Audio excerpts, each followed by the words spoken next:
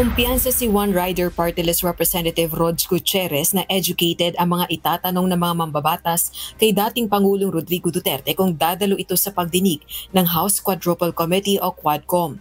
Miyembro ng 4 House panels ang One Rider Party List Representative. Ginawa ng kongresista ang pahayag matapos sabihin ng dating punong ehekutibo na willing itong dumalo sa investigasyon ng Quadcom kung maiimbitahan kaugnay ng extrajudicial killings o EJK sa anti-drug war ng kanyang administrasyon.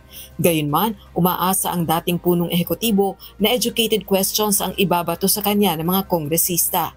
And I would like to think, hindi naman po siguro bias, I would like to think na educated naman yung questions ng ating mga kasama po sa committee. Naniniwala naman ang kongresista, mahalaga ang testimonya ng dating Pangulo sa Quadcom. Dinadawit si former President Duterte sa umano'y kill order laban sa 3 Chinese drug lords sa Davao Prison and Penal Farm noong August 2016. Lumabas din sa huling pagdinig ng Quadcom noong September 27 na may pinag-usapan umanong Davao template sa meeting ng dating presidente at ilang miyembro umano ng PNPA Class 96 at 97 bago nangyari ang sunod-sunod na patayan sa mga bilangguan sa Bicol, Leyte at Parañaque.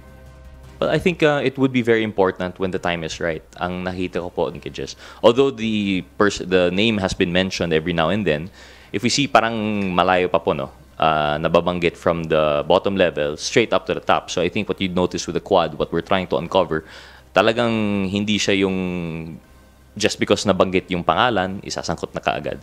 We try to establish the base first. And I think that's why with this Quad hearing, we expect first to fully thresh out yung dun sa baba. That's why I believe, as with the question earlier, kung ano kaya ang mangyayari this Friday, I think we will still be threshing out the issues of the Davao template with Class 96 and 97 of the PNPA.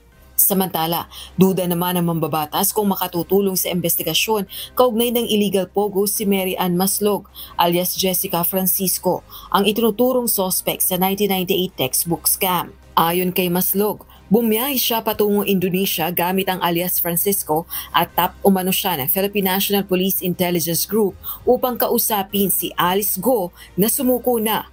Ang pahayag na ito ni Maslog, itinatanggi naman ng PNP.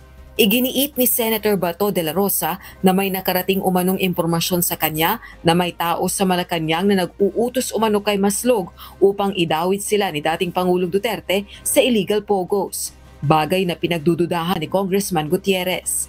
I'm not sure if Ms. Maslog would even have the personality to talk about pogo. I think those are the first things that come to mind for me po, no? So I would be hard-pressed to believe that there would be any linkage, and if there's no linkage at all, why would she be tapped, no? Rosa Licoz, UNTV News and Rescue. Diyos ang aming sandigan, serbisyo publiko ang aming pinahahalagahan.